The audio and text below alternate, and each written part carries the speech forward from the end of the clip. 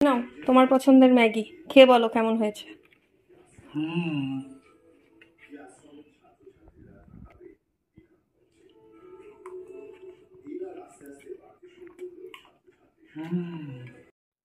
চলো তাহলে তোমাদের সাথে শেয়ার করি আমি বরের পছন্দের এই হেলদি অ্যান্ড টেস্টি ম্যাগি কী করে বানাচ্ছি।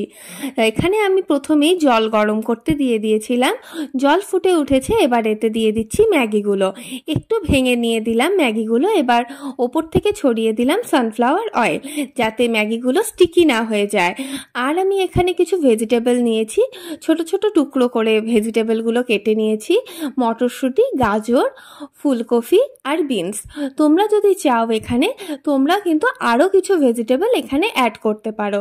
যেহেতু প্রথমেই বলেছি আমি একদম অল্প তেলে লেস অয়েল ম্যাগি তৈরি করব, সেজন্য আমি ভেজিটেবলগুলোকে এখানে অল্প গরম জলে ভাপিয়ে নেব।